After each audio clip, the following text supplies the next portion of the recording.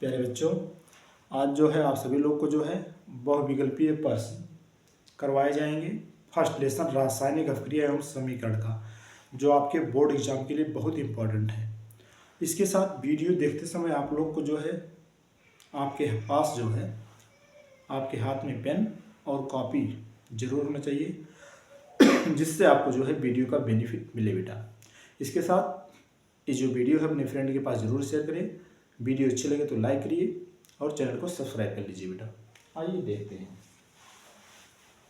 First question दिया है दानेदार जिंक पर, एमसीक्यू बहुविकल्पीय प्रश्न है। फर्स्ट क्वेश्चन दिया है आपका दानेदार जिंक,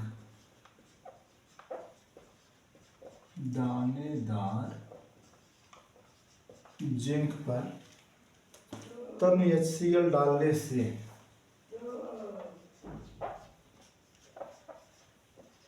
HCl डालने से देखिए कह रहा है दानेदार जिंक पर तब HCl डालने से कौन सी गैस उत्पन्न होगी। अब देखिए आपको जिंक का फार्मूला पता होना चाहिए। जो जिंक है इसका फार्मूला आपको पता होना चाहिए। जिंक का फार्मूला यहाँ पर जिंक का प्रतीक होगा Zn, तब HCl। अब ये क्या है, हाइड्रोजन क्लोराइड है और कह रहा है कैसा है, डायलूट है, तनु है। और आपको यह पता होना चाहिए जब हम हाइड्रोजन क्लोराइड में जिंक का टुकड़ा डालते हैं तो यहाँ से क्या होता है, हाइड्रोजन गैस बाहर निकलती है। कौन सी गैस बाहर निकलती है, हाइड्रोजन गैस, H2 गैस। देखिए क्या ZnCl2 बचेगा, H2 यहाँ से बाहर निकल गया, 2 क्लोरीन है और ZnCl2 प्लस क्या, H2। ठीक बेटा, आप लोग इसको देखेंगे। इस प्रकार क्वेश्चन इंपॉर्टेंट क्वेश्चन है, एक क्वेश्चन आपका सॉल्व करवा देगा। आज ही देखते हैं दूसरा क्वेश्चन क्या है। कह रहा है मैग्नीशियम रिबन के दहन से किस रंग के, क्वेश्चन दिया है मैग्नीशियम रिबन के दहन से यह किस रंग के चूर्ण में परिवर्तित हो जाता है। Magnesium ribbon, magnesium ribbon question हम लिखेंगे बेटा तो टाइम ज़्यादा लगेगा। क्वेश्चन आप लोग ध्यान से सुनिए। मैग्नीशियम रिबन का दहन, दहन मीन्स होता है जलना, और किसकी उपस्थिति में जलता है, ऑक्सीजन की उपस्थिति में जलेगा। कह रहा है यह किस रंग के चूर्ण में परिवर्तित हो जाता है। मैग्नीशियम का जब हम दहन करते हैं तो आपको बताए थे जो मैग्नीशियम की जो रिबन होती है, यह रिबन है, इसको जब हम प्रयोगशाला में जाते हैं, इसको जलाने से पहले इसको हम क्या करते हैं, साफ करते हैं। क्यों साफ करते हैं, इसको बताया गया था क्योंकि ये क्या करता है, इसके ऊपर ऑक्साइड की परत, इसके ऊपर क्या होता है, वायुमंडल में जो ऑक्सीजन है इसके ऊपर आकर मैग्नीशियम से अभिक्रिया करके मैग्नीशियम ऑक्साइड की परत बना देती है। ठीक है, और यह जो परत होती है सफेद रंग की होती है। कैसी होती है, सफेद। ठीक है बेटा, तो क्वेश्चन यही पूछ रहा था कि मैग्नीशियम रिबन के दहन से यह किस रंग के चूर्ण में परिवर्तित हो जाता है। जब मैग्नीशियम का दहन होता है, ठीक है, तो यह किस रंग के चूर्ण में परिवर्तित हो जाता है। तो यहाँ पर आपका ऑप्शन होगा सफेद, यह सफेद में परिवर्तित हो जाता है। इसके साथ हमारी यह बात ध्यान दीजिए, क्वेश्चन ऐसा भी पूछता है कि मैग्नीशियम को जलाने से पहले जो है इसको हम साफ क्यों करते हैं। इसका कारण होगा क्योंकि मैग्नीशियम क्या है, मैग्नीशियम की अप्रियशीलता बहुत ज़्यादा है। मैग्नीशियम अधिक अप्रियशील होने के कारण वायुमंडल में उपस्थित ऑक्सीजन से अभिक्रिया करके अपने ऊपर मैग्नीशियम ऑक्साइड की परत बना लेता है, और परत बनाने के पश्चात यह करता है जलने में अवरोध उत्पन्न करता है। ठीक है बेटा, तो क्वेश्चन आपका क्या पूछा था, मैग्नीशियम रिबन के दहन से या किस रंग के चूर्ण में परिवर्तित होगा, तो सफेद। क्या है, सफेद है बेटा। ठीक, अगला क्वेश्चन है आपका तीसरा क्वेश्चन है मैग्नीशियम का वायु की उपस्थिति में जलना। कह रहा है, क्वेश्चन सुनते रहिए, मैग्नीशियम का वायु की, मैग्नीशियम का वायु की उपस्थिति में जलना क्या है। देखिए आपको बताया गया है कोई पदार्थ अगर जलता है तो किसकी उपस्थिति में, ऑक्सीजन की उपस्थिति में। ठीक है, और अगर किसी पदार्थ में ऑक्सीजन जुड़ता है तो क्या होता है, ऑक्सीकरण होता है। तो आप क्या बताएंगे, मैग्नीशियम का वायु की उपस्थिति में जलना क्या है, ऑक्सीकरण है। मैग्नीशियम का वायु की उपस्थिति में जलना क्या है, ऑक्सीकरण है बेटा। ठीक, अगला क्वेश्चन है आपका, रासायनिक अभिक्रिया में भाग लेने वाले पदार्थ को क्या कहते हैं? रासायनिक अभिक्रिया, इसको ऐसे समझ लीजिए, रासायनिक अभिक्रिया में भाग लेने वाले पदार्थ को कहते हैं अभिकारक कहते हैं। क्या कहेंगे? अभिकारक। और जो अभिक्रिया के पश्चात, जैसे मान लीजिए H2 प्लस Cl2 है, 2HCl, जो पदार्थ अभिक्रिया में भाग लेता है उसे अभिकारक, अभिक्रिया पूर्ण होने के पश्चात जो पदार्थ बनता है उसे क्या कहते हैं? उत्पाद कहते हैं। अगला क्वेश्चन है, उत्क्रमणीय अभिक्रिया को किस चिन्ह से व्यक्त किया जाता है? देखिए बेटा, क्वेश्चन लिखेंगे तो समय ज्यादा लगेगा, आप लोग सुनते रहिए। कह रहा उत्क्रमणीय अभिक्रिया को किस चिन्ह से प्रदर्शित करते हैं? अगर कहीं पर ऐसा एरो मिलता है, इस तरीके का तीर का चिन्ह मिलता है आपको, एक उत्क्रमणीय अभिक्रिया का चिन्ह है। इसके साथ साथ आपको चीजें एक्सप्लेन करते हुए चलेंगे। उत्क्रमणीय अभिक्रिया मीन्स होता है वह अभिक्रिया जो दोनों दिशाओं में संपन्न हो सके। ऐसी कोई रासायनिक क्रिया हो जो अग्र दिशा और पश्च दिशा मीन्स दोनों दिशाओं में संपन्न हो, इस प्रकार की अभिक्रिया को हम कहते हैं उत्क्रमणीय अभिक्रिया कहते हैं। जैसे देखिए H2 प्लस I2 2HI, यहाँ पर हमारा जो अभिकारक है हाइड्रोजन और आयोडीन है, ये दोनों मिलकर हाइड्रोजन आयोडाइड बनाएंगे। यह अभिक्रिया अग्र दिशा में हुई है। इसके बाद जो हमारा हाइड्रोजन आयोडाइड है यह टूट कर हाइड्रोजन और आयोडीन में भी कन्वर्ट हो जाता है। तो इस प्रकार की अभिक्रिया को हम क्या कहते हैं? उत्क्रमणीय अभिक्रिया कहते हैं। उत्क्रमणीय अभिक्रिया मीन्स होता है वह रासायनिक क्रिया जो अग्र दिशा और पश्च मीन्स अग्र दिशा और पश्च दोनों दिशाओं में हो, तो इस प्रकार की रासायनिक अभिक्रिया को हम क्या कहते हैं? उत्क्रमणीय अभिक्रिया। और इसके साथ यह ध्यान दीजिए, यहीं पर आप समझ लीजिए अनुत्क्रमणीय अभिक्रिया भी क्या होता है। बहुविकल्पीय क्वेश्चन के साथ साथ आपका जो है प्रैक्टिस और क्वेश्चन की भी प्रैक्टिस हो जा रहे हैं। अनुत्क्रमणीय अभिक्रिया मीन्स क्या होता है? वह रासायनिक अभिक्रिया जो केवल एक ही दिशा में संपन्न हो, अर्थात उसको विपरीत दिशा में संपन्न ना कराया जा सके। जैसे मान लीजिए पोटेशियम क्लोरेट है, अगर इसको आप गर्म करेंगे 2KCl प्लस 3O2, यह पोटेशियम क्लोराइड और ऑक्सीजन में टूट जाएगा। लेकिन यह अभिक्रिया पुनः इन दोनों को आप मिलाएंगे तो पोटेशियम क्लोरेट नहीं बनेगा, अर्थात वह रासायनिक अभिक्रिया जो केवल एक ही दिशा में संपन्न हो। इस प्रकार की रासायनिक अभिक्रिया को हम क्या कहते हैं? अनुत्क्रमणीय अभिक्रिया। जो दोनों दिशाओं में संपन्न हो उसे क्या कहेंगे? उत्क्रमणीय अभिक्रिया। अगला क्वेश्चन है, भौतिक परिवर्तन में बदलता है। देखिए क्वेश्चन इसमें दिया गया है, भौतिक परिवर्तन में जो है बदलता है। पहला कह रहा अणुओं का द्रव्यमान। आप लोग इसमें ऑप्शन पहले में दिया गया है अणुओं का द्रव्यमान। आप लोग को पता है जो भौतिक परिवर्तन क्या होता है, पहले ये जान लें। देखिए भौतिक परिवर्तन,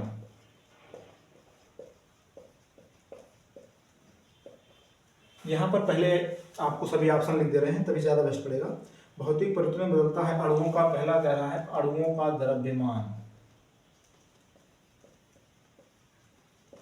दूसरा दिया है अणुओं की रचना।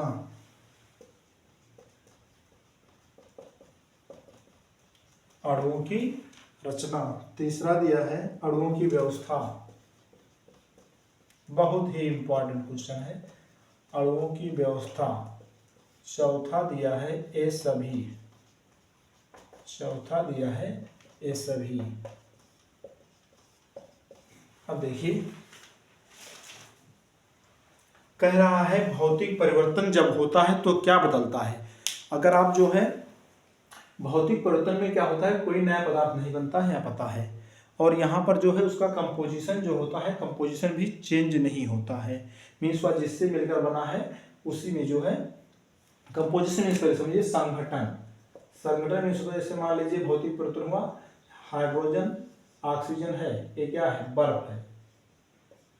यह ठोस अवस्था में है, अगर ये पिघल गया तो क्या हो गया? जल में चेंज हो गया, इसमें चेंज हो गया, वाटर में चेंज हो गया।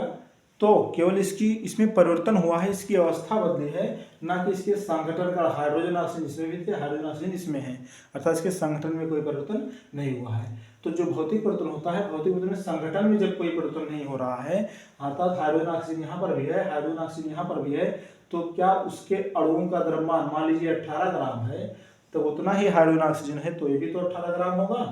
ठीक है। जल के अणु का द्रव्यमान कितना होता है? जल के अणु का जो अणुभार होता है कितना होता है? 18 ग्राम होता है। ठीक है। अब यहाँ पर जो है आइए अणुभार भी जान लेते हैं इसी समय। ठीक, एक टॉपिक पढ़ेंगे, बहुत कुछ जानेंगे आप लोग। अणुभार मीन्स होता है अणु में उपस्थित परमाणु के परमाणु भारों का योग। जैसे मान लीजिए H2 है, अब अणुभार मीन्स होता है हमारा अणु है, इसमें जितने परमाणु हैं, हाइड्रोजन परमाणु है, ऑक्सीजन परमाणु है, सभी परमाणु के परमाणु भारों का योग क्या है? अणुभार है। हाइड्रोजन का परमाणु भार कितना होता है? 1। अब इसके 2 हैं तो 1 गुणे 2। ऑक्सीजन का परमाणु भार कितना होता है? 16 बराबर हो जाएगा 18, अर्थात इसका परमाणु भार कितना हो गया? 18 हो गया। जब यहाँ पर इसके संगठन में कोई परिवर्तन नहीं हो रहा तो क्या द्रव्यमान में परिवर्तन होगा? नहीं होगा। ठीक, दूसरा है अणुओं की रचना। ठीक, अब हाइड्रोजन यहाँ पर क्या है? अणुओं की रचना में कोई परिवर्तन नहीं होता, केवल अणुओं की व्यवस्था में परिवर्तन होता है। ध्यान देना, जब भी भौतिक परिवर्तन होता है अणुओं की व्यवस्था में क्या होता है? परिवर्तन होता है। जैसे जल है, ठीक, एक लिक्विड अवस्था में है, अगर बर्फ हो गया, ठीक, बर्फ में चेंज हो गया तो इसमें क्या होता है? केवल इसकी जो जो अणु है, अणु की व्यवस्था में क्या होता है? परिवर्तन होता है। ठीक, और ये सभी ये भी आप समझ रहे थे तो आपका ऑप्शन कौन सही होगा?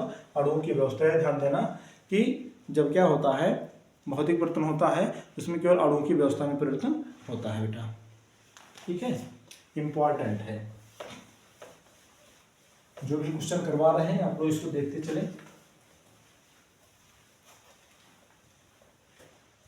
अगला क्वेश्चन है आपका, कह रहा है Zn प्लस अक्रिया दिया है। देखिए अक्रिया कैसे दिया है? Zn plus H2SO4 gives out ZnSO4 plus H2। पूछ रहा है या किस प्रकार की अभिक्रिया है। देखिए आपको बहुविकल्पीय क्वेश्चन कराने के साथ साथ हम आपको जो है पूरा एक्सप्लेन करवा रहे हैं। सबसे पहले यहाँ पर देखिए H2SO4 है, यहाँ पर क्या हुआ? जिंक अभिक्रिया कर रहा है। जिंक कहाँ पर गया? जिंक H2SO4, मान लीजिए यहाँ पर हम कोई कंटेनर लिए हैं और इसमें क्या लिए हैं? H2SO4। क्या लिए हैं? H2SO4 लिए हैं। ठीक है बेटा, अब इसके साथ ऊपर से क्या डाले? जिंक डाल दिए। क्या डाल दिए? जिंक डाल दिए। अब जिंक की अभिक्रियाशीलता जो है किससे? हाइड्रोजन से ज्यादा है, तो जिंक क्या करता है? हाइड्रोजन को हटा देता है और इसके स्थान स्वयं लेगा। ठीक, जब इसको हटाएगा, इसका स्थान स्वयं लेगा तो क्या हो जाएगा? ZnSO4 plus H2O। और तो इस प्रकार की अभिक्रिया कैसे अभिक्रिया है? विस्थापन अभिक्रिया। विस्थापन अभिक्रिया में क्या होता है? वह रासायनिक अभिक्रिया जिसमें अधिक क्रियाशील तत्व जो है कम क्रियाशील तत्व को क्या करे? विस्थापित कर दे, तो इस प्रकार की रासायनिक अभिक्रिया क्या कहेंगे? विस्थापन अभिक्रिया कहा जाएगा। ठीक है बेटा, तो एग्जाम में आता है प्रतिस्थापन अभिक्रिया किसे कहते हैं, तो क्या बताएंगे? वह रासायनिक क्रिया जिसमें अधिक क्रियाशील तत्व कम क्रियाशील वाले परमाणु को क्या करे? विस्थापित कर दे, तो इस प्रकार की रासायनिक अभिक्रिया को क्या कहते हैं? क्या कहते हैं? प्रतिस्थापन अभिक्रिया कहा जाता है। ठीक है बेटा, इसके बाद जो है अगला क्वेश्चन है, क्या कह रहा है?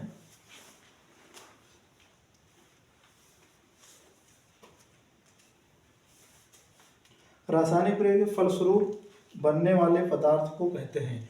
अभी ये क्वेश्चन करवाया गया, रासायनिक अभिक्रिया के फलस्वरूप। देखिए समझ लीजिए, कह रहा है रासायनिक अभिक्रिया के फलस्वरूप बनने वाले पदार्थ को क्या कहते हैं। आप लोग खुद इसका आंसर बताएंगे।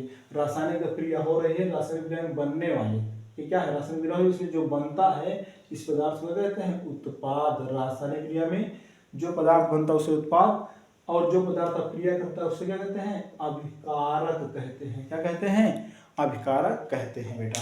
ठीक, जो भी एमसीक्यू करवा रहे हैं बहुत ही इंपॉर्टेंट है, इसको आप लोग जरूर देखकर जाइएगा। अगला क्वेश्चन देखिए, यहाँ पर फिर क्वेश्चन आ गया है, इसी प्रकार का क्वेश्चन आपको देगा Fe plus CuSO4 gives out FeSO4 plus Cu। यह किस प्रकार की अभिक्रिया है? आप लोग इसको कमेंट बॉक्स में जरूर बताएंगे। ठीक है, वीडियो देखिए बेटा, उसको लाइक कीजिए, शेयर कीजिए, चैनल को सब्सक्राइब कर लीजिए। जो भी डाउट होता है आप बताइए। ठीक है, इसको आपको कमेंट बॉक्स में बताना है किस प्रकार की अभिक्रिया है। जो भी लोग वीडियो देखेंगे बताएंगे किस प्रकार की अभिक्रिया है। अगला क्वेश्चन है, रेडॉक्स अभिक्रिया में होता है, रेडॉक्स अभिक्रिया में होता है रेडॉक्स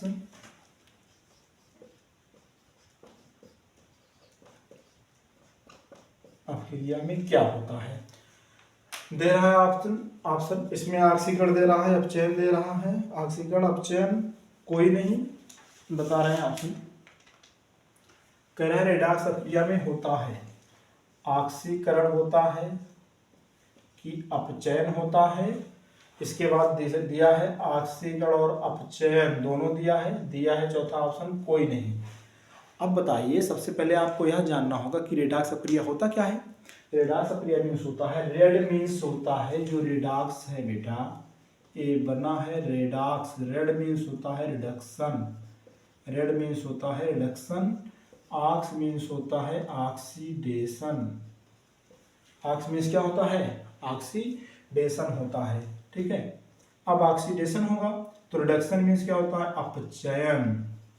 ऑक्सीडेशन मीन्स क्या होता है? ऑक्सीकरण।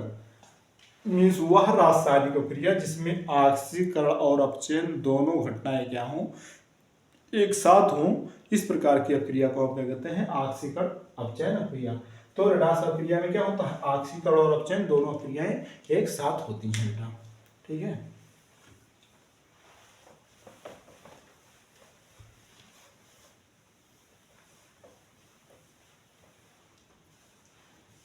अगला जो है आपका क्वेश्चन दिया गया है,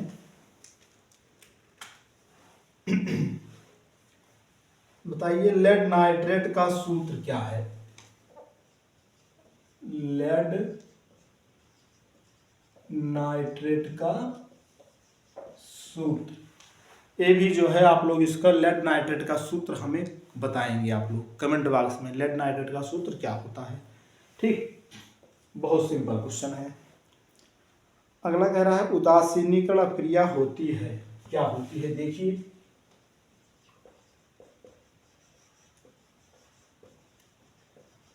आपका बेटा अगर थ्योरी पोर्शन जो है अच्छे से आता है तभी एमसीक्यू हो पाएगा। हम देखिए बहुविकल्पीय तो करवा रहे हैं लेकिन इसके साथ आपको थ्योरी भी स्पष्ट करवा दे रहे हैं, इसलिए आप लोग बहुविकल्पीय जरूर देखें पूरा। यहाँ से आपका थ्योरी भी क्लियर करवा रहे हैं। देखिए उदासीनीकरण अपक्रिया में कह रहा क्या होता है?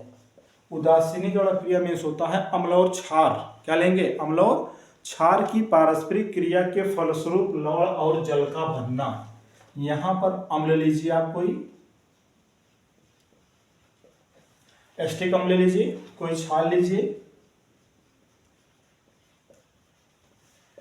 अम्ल और क्षार की पारस्परिक क्रिया के फलस्वरूप, अम्ल और क्षार की पारस्परिक क्रिया के फलस्वरूप क्या बनता है? लवण और जल। अब देखिए ये जो हमारा एस्टिक एसिड होता है ये टूटता है माइनस में, यहां से प्लस में टूट जाएगा, ठीक है। ए प्लस में किसमें? माइनस में। यहाँ का OH यहाँ का H, H2O निकल जाएगा, OH और H बचेगा CH3COO Na, CH3COO Na plus H2O।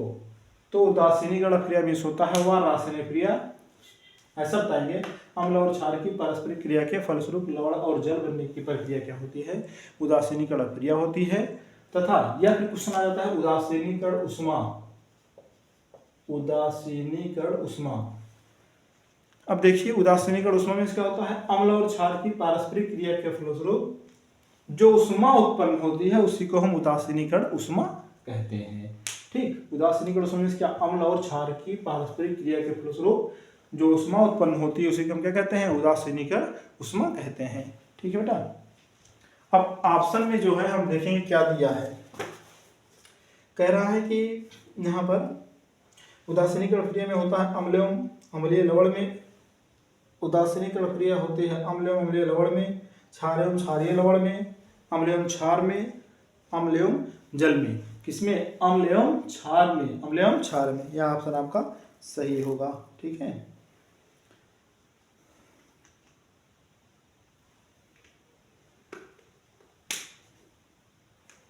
इसके बाद आपको जो है बेटा अगला एक बहुत इंपॉर्टेंट है जो कि आपके जितने भी करवाए हैं सब बोर्ड एग्जाम में आए हुए हैं बेटा, ध्यान दीजिएगा। अगला क्वेश्चन आपका दिया है, कह रहा है श्याम श्वेत फोटोग्राफी, एक क्वेश्चन बहुत बार आया है। श्याम श्वेत फोटोग्राफी फोटोग्राफी में प्रयुक्त होता है। श्याम श्वेत फोटोग्राफी में प्रयुक्त होता है। क्या प्रयुक्त होता है? AgCl। याद कर लीजिएगा, क्या प्रयुक्त होता है? AgCl। ठीक बेटा। अगला क्वेश्चन है आपका BaCl2 plus H2SO4 gives out BaSO4 plus 2HCl। कह रहा है यह किस प्रकार की अक्रिया है? यह किस प्रकार की अक्रिया है बताइए। अगर कहीं पर ऐसा दिया गया है और तीर का निशान नीचे लगा है तो इससे आप तुरंत समझ जाएंगे यह कैसे क्रिया है? अवक्षेपण अक्रिया है। कैसे क्रिया है? अवक्षेपण अक्रिया है। ध्यान दीजिए बेटा, यहाँ पर क्या है देखिए। और यह किस, अगर पूछता है किस प्रकार की अक्रिया है तो कैसे बताते? ठीक है, यह तो नीचे है, तीर का निशान नीचे है तो अक्रिया देखिए अवक्षेपण अक्रिया है। ऑप्शन में क्या दिया है पहले इसको देख लें। दिया है योगात्मक, योगात्मक तो नहीं है। निराकरण अक्रिया नहीं है। तीसरा है अवक्षेपण, इनमें से कोई नहीं। अब तीर का निशान नीचे है तो अवक्षेपण, या फिर यहाँ पर दे सकता था द्विविस्थापन अक्रिया। अगर अवक्षेपण ना देके पूछ सकता था क्या है द्विविस्थापन है, तो द्विविस्थापन अक्रिया है। क्या है? द्विविस्थापन अक्रिया है। ठीक है बेटा, क्योंकि आपको द्विविस्थापन अक्रिया जो है हमारे लेक्चर 1 में देखिएगा, वहाँ पर आपको द्विविस्थापन अक्रिया के बारे में, सॉरी लेक्चर 1 नहीं, रासायनिक फ्रेम के प्रकार जो है शायद लेक्चर 2 है, उसमें देखेंगे, आपको पूरी डिटेल मिलेगी बेटा। ठीक है, अब इतने MCQ जो कराए गए हैं, आप लोग जो है सभी MCQ, जितने भी आपके सभी MCQ हैं, इसको आप जो है प्रैक्टिस करें। अगली बार जो है आपको हम एसिड बेस साल्ट मीन्स अम्ल, क्षार और लवण जो है उसका बहुविकल्पीय क्वेश्चन करवाएंगे। ठीक, लेकिन आप लोग बेटा वीडियो देखकर छोड़े नहीं, वीडियो देखिए, इस चैनल को जो है सब्सक्राइब करिए, अपने फ्रेंड के पास शेयर कीजिए, जिससे जो है आप लोग को जो है इसका बेनिफिट मिले। Thanks for watching.